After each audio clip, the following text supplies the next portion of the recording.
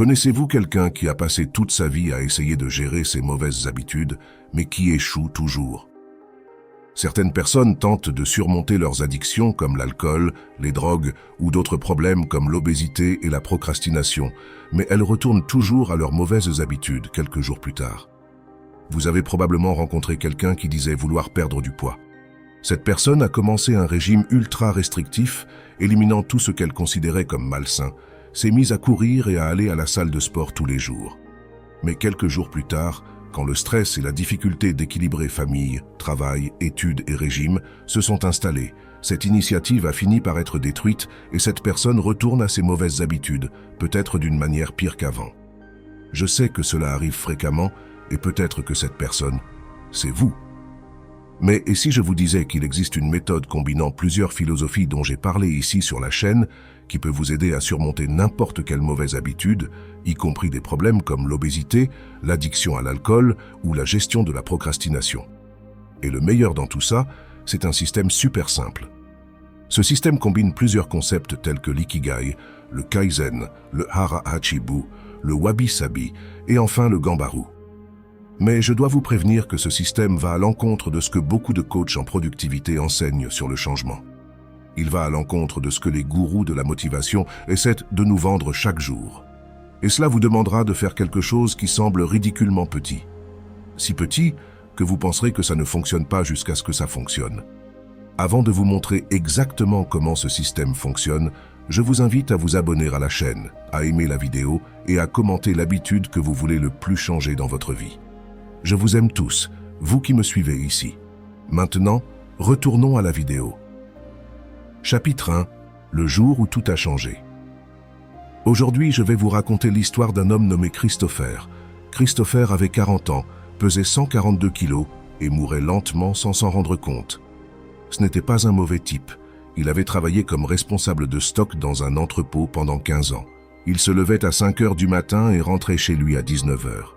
2 enfants, une femme, des factures à payer, le type typique de la classe moyenne inférieure qui subvient aux besoins de sa famille et oublie qu'il a un corps.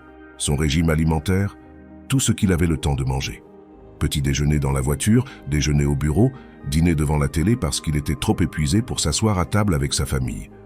Les week-ends, c'était pizza, bière et canapé. Il le méritait. Après tout, il travaillait plus dur qu'une mule.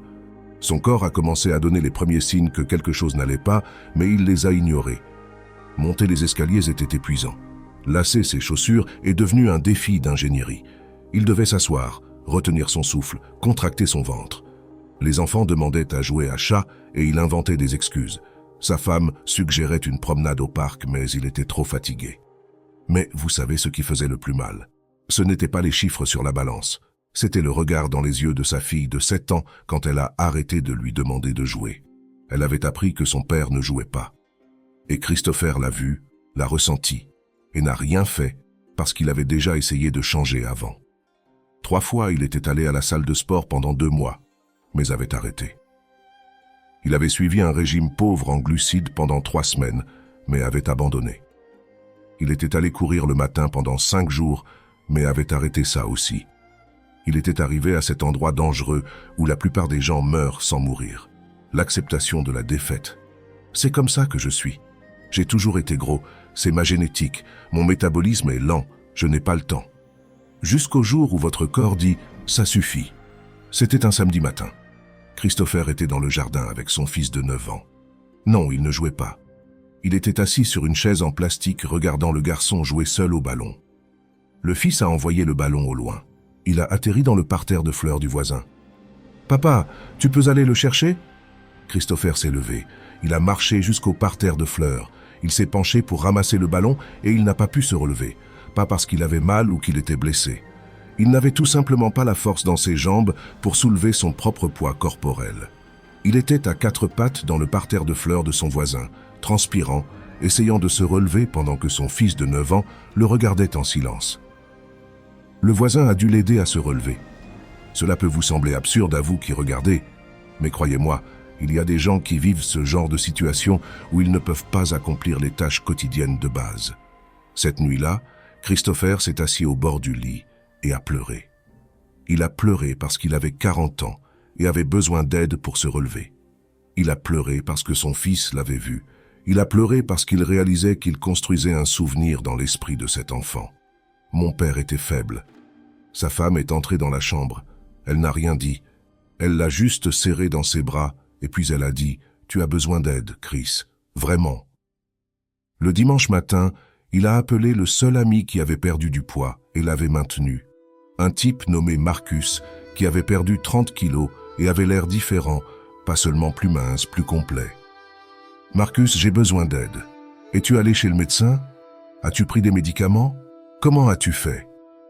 Marcus a fait une pause. « Je suis allé chez un médecin, oui, mais pas le genre de médecin auquel tu penses. Il ne m'a pas donné de médicaments, il m'a donné une philosophie. Une philosophie ne me fera pas perdre du poids, Marcus. »« Chris, tu te trompes, » répondit Marcus. Chapitre 2. Le médecin japonais.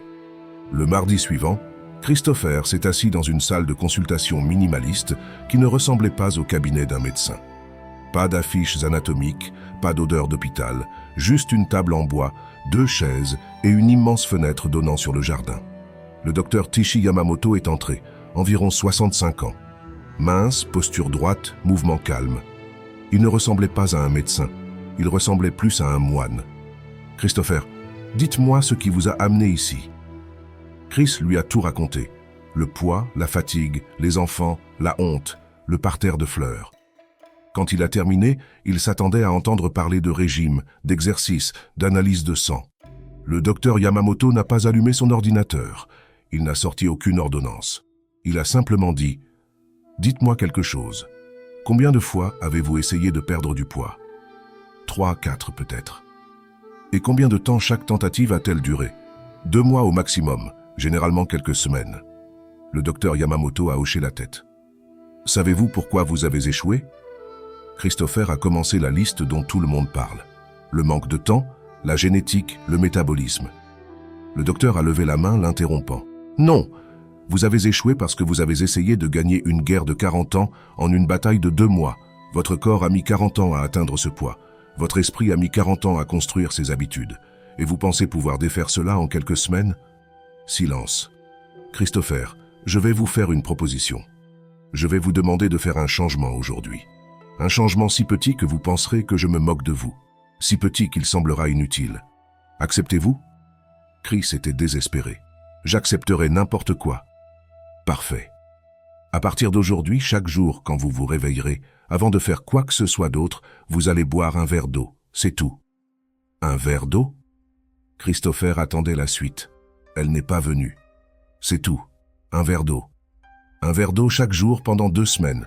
Rien d'autre. Vous pouvez continuer à manger de la pizza, à boire de la bière, à regarder la télé. Ajoutez juste ce verre d'eau le matin. Docteur, avec tout le respect que je vous dois, j'ai besoin de perdre environ 50 kilos. Un verre d'eau n'y arrivera pas. Vous avez raison. Un verre d'eau ne va pas vous faire perdre 50 kilos. Le docteur Yamamoto s'est penché en avant. Mais il fera quelque chose de beaucoup plus important. Il vous prouvera que vous pouvez tenir une promesse envers vous-même et cette preuve est la seule chose dont vous avez vraiment besoin en ce moment. Christopher a quitté le cabinet du médecin confus. Il avait payé 200 $ pour une consultation juste pour qu'on lui dise qu'il devait boire de l'eau. Il était même contrarié. Mais quelque chose que le docteur Yamamoto avait dit continuait de le tracasser. Une promesse envers vous-même. Combien de promesses avait-il brisées ? Combien de lundis avait-il juré qu'il changerait pour abandonner le mercredi ?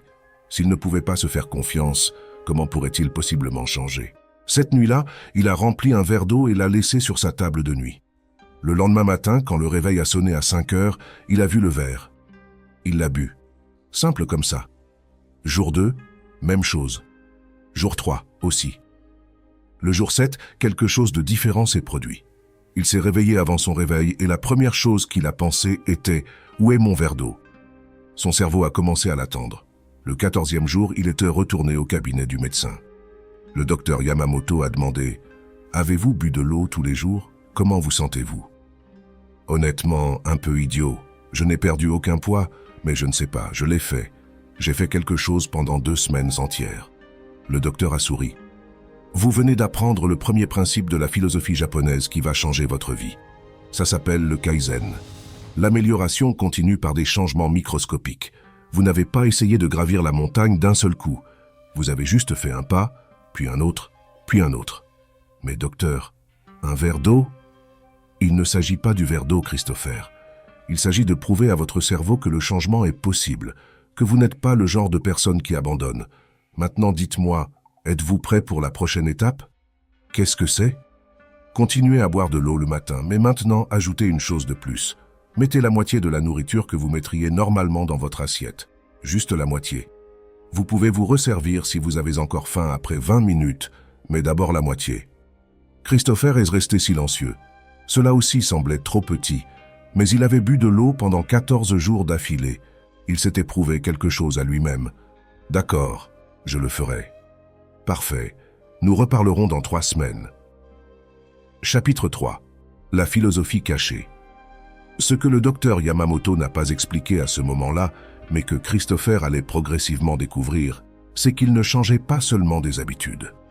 Il était initié à un système philosophique complet que les Japonais utilisent depuis des siècles. Le Kaizen n'était que la porte d'entrée. L'amélioration continue de 1% par jour. L'idée que vous n'avez pas besoin d'être parfait demain. Vous devez juste être 1% meilleur qu'aujourd'hui. Et si vous vous améliorez de 1% par jour pendant un an, vous ne vous améliorez pas de 365%. Vous vous améliorez de 3778%. C'est des mathématiques exponentielles. L'un des secrets de l'introduction de ces petites habitudes est qu'elles sont des habitudes clés de voûte, des habitudes angulaires. Ce sont des habitudes qui, une fois mises en œuvre, déclenchent une cascade de changements positifs dans d'autres domaines de votre vie. Elles agissent comme un levier ou le premier domino. En vous concentrant sur l'amélioration de cette seule habitude centrale, vous commencez à avoir de petites victoires qui facilitent et stimulent presque automatiquement la création d'autres bonnes habitudes. Mais il y avait d'autres philosophies à l'œuvre là dont Christopher n'était pas encore conscient. La première semaine avec la moitié de la nourriture dans son assiette a été brutale. Il finissait de manger et fixait juste la cuisinière en voulant plus. Son cerveau criait « Tu as encore faim, mange plus !» Mais ensuite, il se souvenait des mots du docteur Yamamoto. « Attends 20 minutes, si tu as encore faim, mange plus !» Savez-vous combien de fois en 3 semaines il est retourné manger plus après 20 minutes? 2 fois. 2 fois. Parce que son corps n'avait pas faim. Il était juste gâté. Le docteur Yamamoto lui enseignait le hara hachibu sans encore mentionner le nom. C'est le principe d'Okinawa de manger jusqu'à être rassasié à 80%. L'idée est que votre estomac met 20 minutes à signaler à votre cerveau qu'il est satisfait. Si vous remplissez votre assiette et mangez rapidement, vous dépassez ce point et ne le réalisez que lorsque vous avez mal au ventre. Au rendez-vous suivant, Christopher avait perdu 3 kilos. Il ne s'agit pas du poids, dit le docteur Yamamoto. Il s'agit de la direction. Vous allez dans la bonne direction. Pour la première fois en 40 ans, votre corps se dirige là où vous voulez qu'il aille. Je me sens différent, admit Christopher. Pas seulement plus léger, je me sens en contrôle. Parce que vous l'êtes. Maintenant l'étape suivante. Vous allez ajouter du mouvement, mais pas de la façon dont vous pensez. Non, vous allez marcher de votre porte jusqu'à la boîte aux lettres et revenir chaque jour le matin après votre eau avant de monter dans la voiture pour aller au travail. Christopher a ri. « Docteur, la boîte aux lettres est à 20 mètres de ma porte. Ce n'est pas de l'exercice. » Il ne s'agit pas d'exercice. Il s'agit de créer l'habitude du mouvement. Votre corps a oublié qu'il était fait pour bouger. Vous allez le lui rappeler doucement. 20 mètres aujourd'hui. La semaine prochaine, peut-être que vous voudrez aller au coin de la rue, mais aujourd'hui, juste jusqu'à la boîte aux lettres. Christopher a fait ce que le docteur lui a dit. De l'eau le matin, la moitié de sa nourriture, marcher jusqu'à la boîte aux lettres. Le 3e jour de marche, sa fille de 7 ans l'a vu partir. « Papa, je peux venir avec toi ?» Ils ont marché ensemble jusqu'à la boîte aux lettres. Elle a tenu sa main. Elle a un peu parlé de l'école et de sa meilleure amie, des choses qu'elle ne lui disait jamais parce que son père était toujours trop fatigué pour parler. Quand ils sont revenus, elle a demandé « On peut faire ça tous les jours ?» La semaine suivante, Christopher a commencé à aller jusqu'au coin du magasin. Pas parce que le docteur lui avait dit de le faire, parce que sa fille voulait qu'il le fasse. Et pour la première fois en années, il a réussi. Sans essoufflement, sans douleur au dos, il pouvait le faire. À la fin du 2e mois, il avait perdu 8 kilos. Mais le vrai changement n'était pas sur la balance. C'était dans le miroir. Pas dans le corps qu'il voyait, mais dans ses yeux. Il y avait une lumière là qui n'avait pas été là auparavant. Pendant la consultation, le docteur Yamamoto a demandé « Christopher, dites-moi quelque chose. Pourquoi faites-vous tout cela? Pour perdre du poids? Non. Pourquoi le faites-vous vraiment? Quelle est la raison sous-jacente? Christopher a réfléchi. Pour la première fois, il a vraiment réfléchi. Je veux voir mes enfants grandir.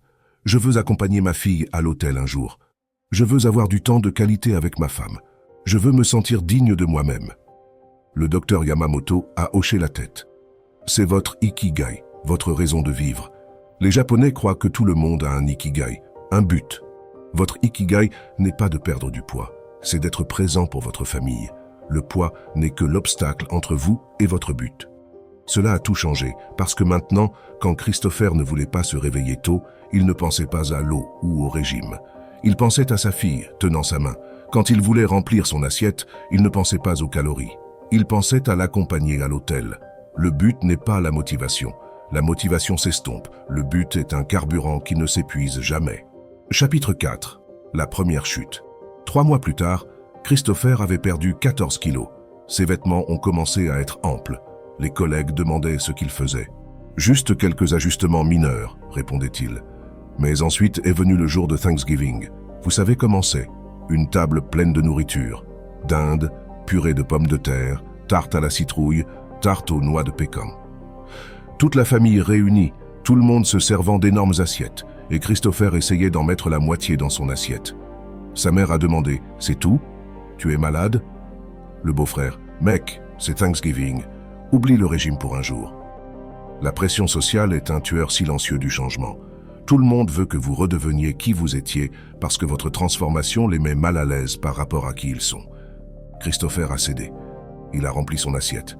Il a mangé jusqu'à ne plus pouvoir manger. Il a ressenti cette horrible sensation d'être trop plein, d'avoir échoué. Cette nuit-là, il s'est regardé dans le miroir et a pensé « Merde, j'ai brisé la série. Je vais abandonner comme je le fais toujours. » Le lendemain matin, il ne voulait pas boire d'eau. Il ne voulait pas marcher. L'ancien schéma de « puisque j'ai déjà échoué, il n'y a rien que je puisse faire » revenait. Mais ensuite, il s'est souvenu de quelque chose que le docteur Yamamoto avait dit qu'il n'avait pas compris à l'époque. Vous allez échouer. Et quand cela arrivera, vous découvrirez si vous avez vraiment changé. Il a pris son téléphone portable et a envoyé un message au docteur. « Docteur, j'ai trop mangé hier. J'ai tout gâché. Je ne sais pas si je peux continuer. » La réponse est arrivée en 2 minutes. Venez au cabinet cet après-midi. Christopher s'est assis dans sa chaise habituelle, s'attendant à une réprimande ou à un discours de motivation. Le docteur Yamamoto est entré, s'est assis et a dit « Dites-moi ce qui s'est passé. » Chris a tout expliqué. Thanksgiving, la pression, l'échec, l'envie d'abandonner. Et avez-vous bu de l'eau ce matin? Et avez-vous marché? J'ai marché. Alors vous n'avez pas échoué, vous avez trébuché. Il y a une énorme différence entre trébucher et tomber. Quand vous trébuchez, vous perdez l'équilibre pendant 1 seconde. Quand vous tombez, vous arrêtez complètement de bouger. Le docteur s'est penché en avant. Christopher, je vais vous enseigner le wabi-sabi. Maintenant, c'est une philosophie japonaise qui célèbre l'imperfection. L'idée que rien n'est permanent, rien n'est parfait et rien n'est complet. Et que cette imperfection est là où existe la vraie beauté. Vous avez trop mangé un jour et alors? Cela n'efface pas 14 kilos perdus.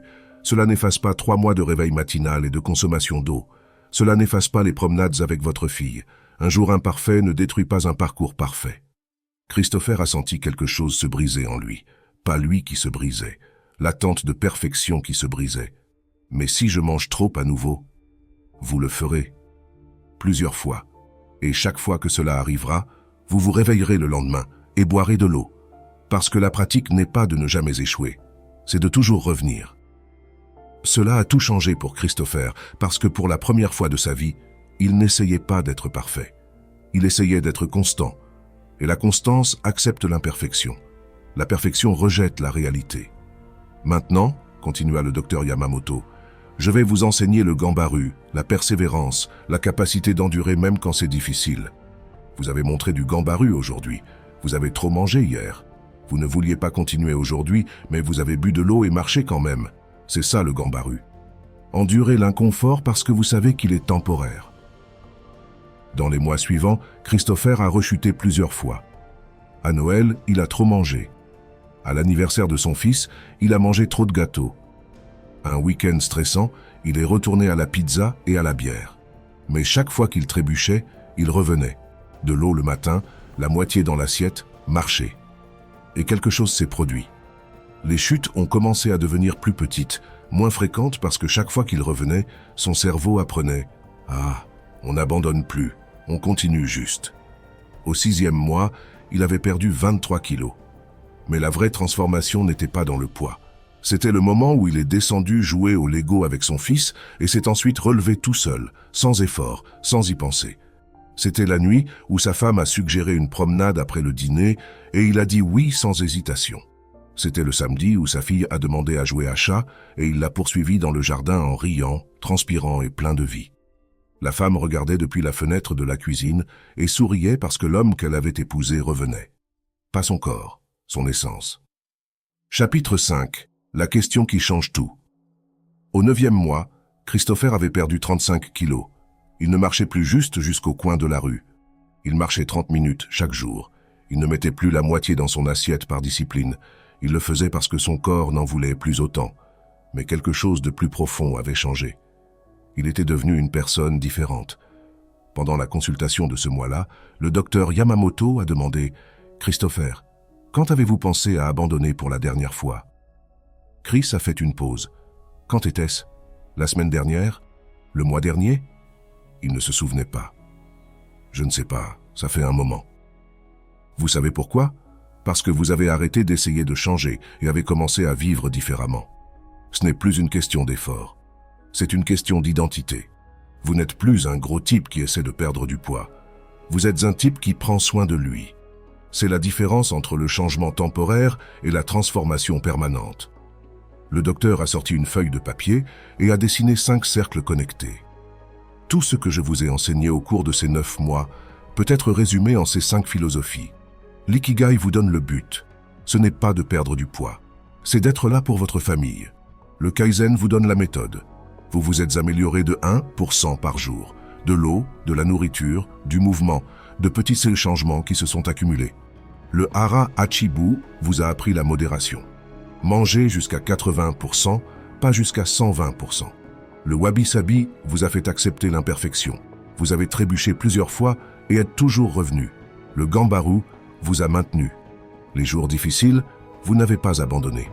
Vous avez juste fait le strict minimum pour maintenir l'élan. Christopher a regardé le papier. Ces 5 mots expliquaient toute sa transformation. « Docteur, puis-je prendre ceci ?» « Vous pouvez, mais je veux que vous compreniez une chose. Ce n'est pas un système de perte de poids.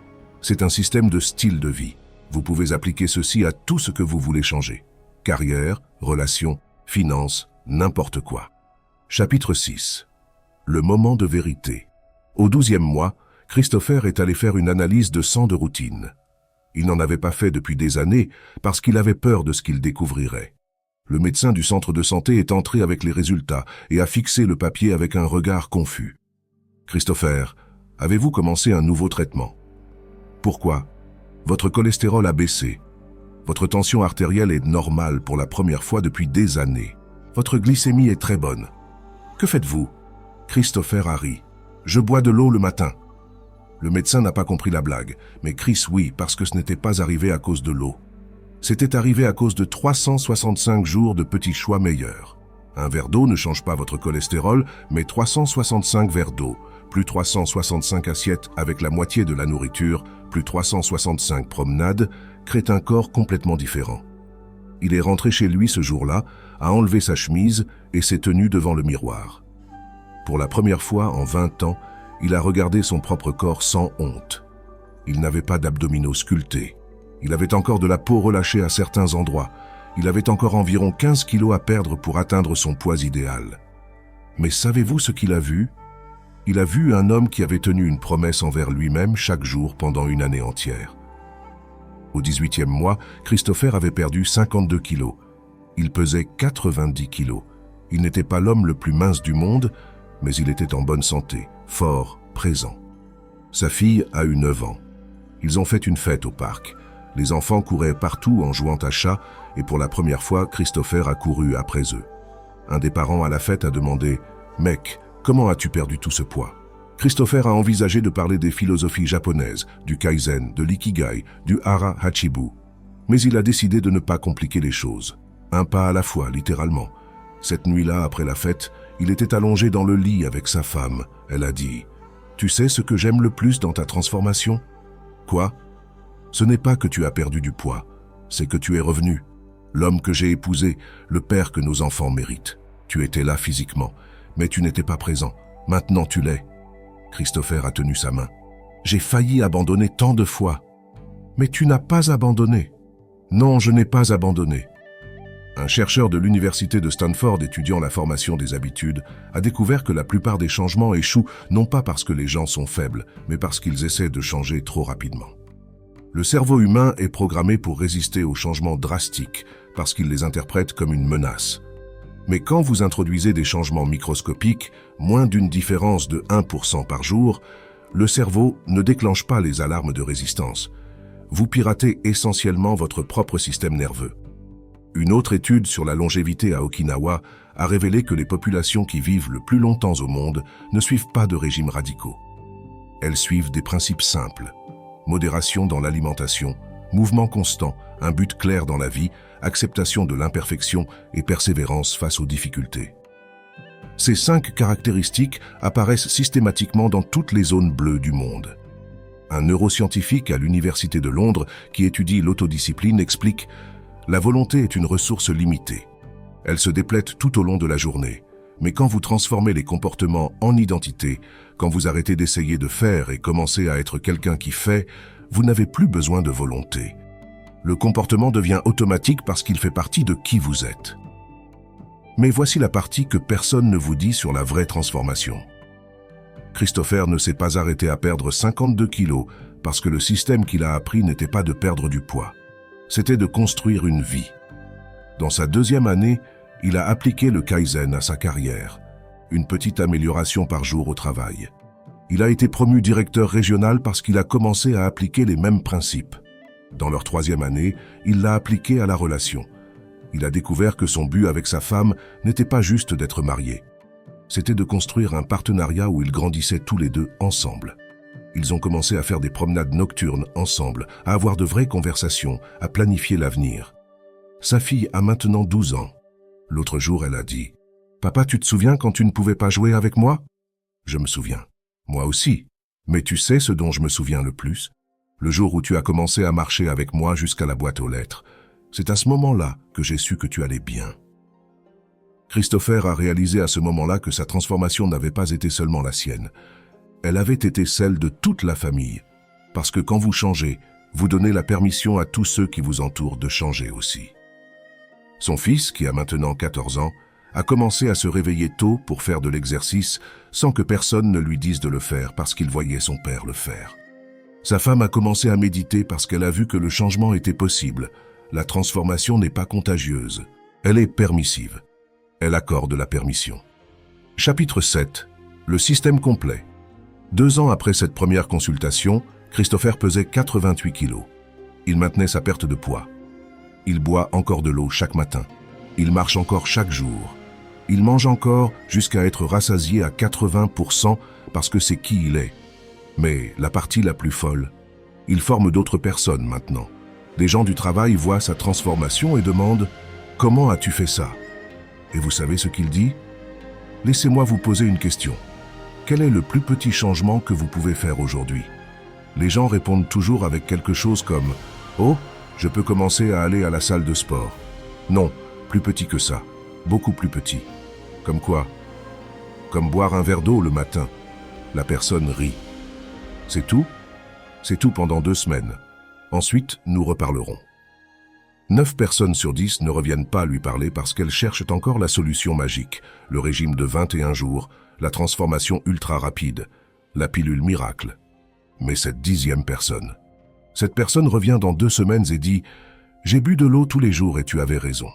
Je me sens différent. » Et Christopher sait que cette personne a compris. Cette personne va réussir. Le docteur Yamamoto a pris sa retraite.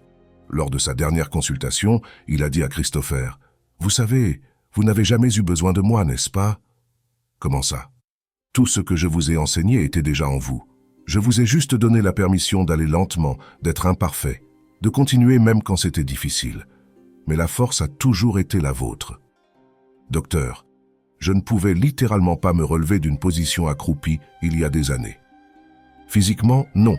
Mais mentalement, vous vous êtes relevé d'une position accroupie chaque jour de votre vie. Chaque jour, vous vous êtes réveillé, êtes allé au travail, avez soutenu votre famille, avez enduré la fatigue, la frustration, la honte. Vous avez toujours eu du gambaru, vous ne saviez juste pas que vous l'aviez. Cela a brisé Christopher.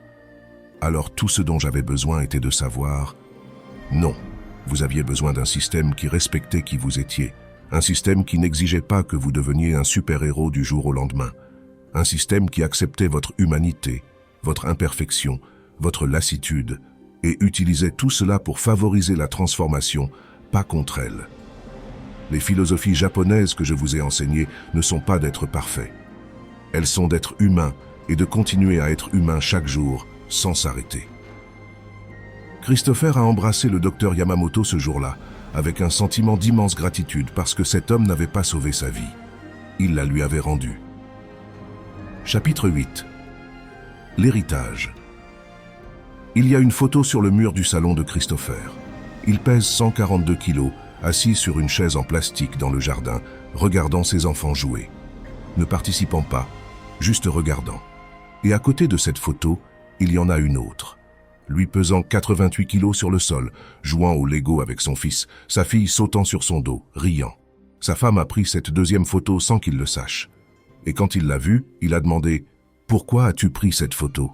Elle a répondu « Parce que c'est le moment que j'attends depuis 10 ans, le moment où tu es revenu. Mais savez-vous quelle est la partie la plus importante de toute cette histoire ? Ce n'est pas que Christopher a perdu 52 kilos. Ce n'est pas qu'il a inversé le diabète de type 2. Ce n'est pas qu'il a obtenu une promotion au travail. Sa fille, qui a maintenant 12 ans, a récemment dit à son ami à l'école « Mon père est la personne la plus disciplinée que je connaisse, parce qu'elle a grandi en le regardant boire de l'eau chaque jour, en le regardant marcher chaque jour, en le regardant trébucher, tomber, se relever et continuer. Elle a grandi en voyant que la transformation n'est pas une question de motivation, c'est une question d'identité. Et quand elle aura 20, 30, 40 ans et que la vie sera difficile, elle se souviendra. Elle se souviendra que son père a prouvé que le changement est possible.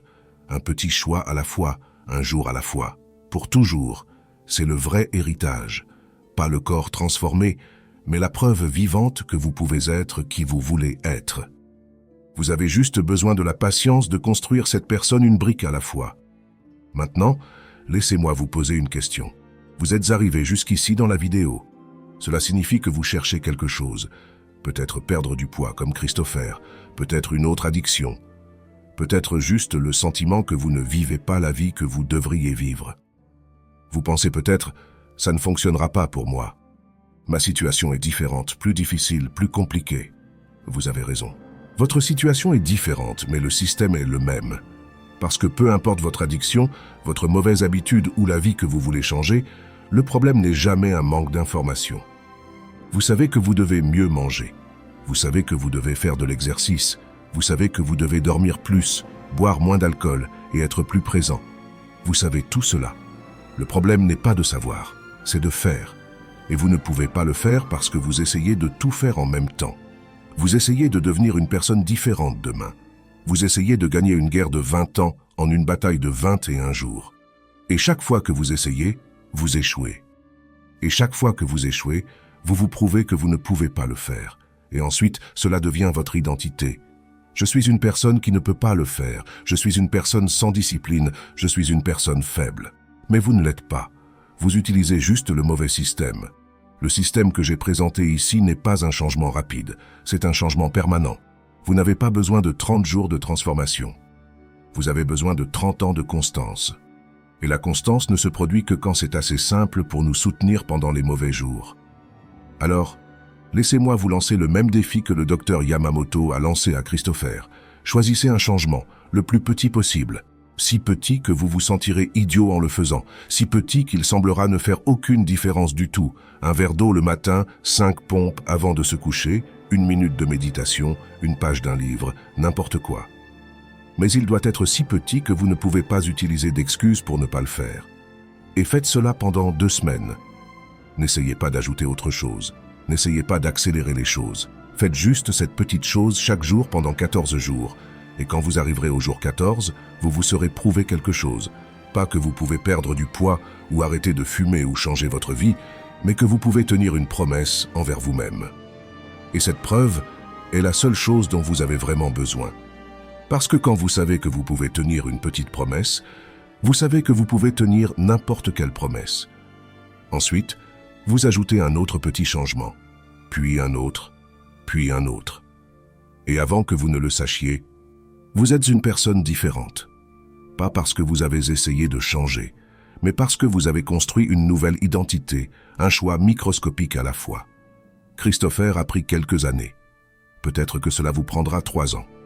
Peu importe parce que le temps passera de toute façon.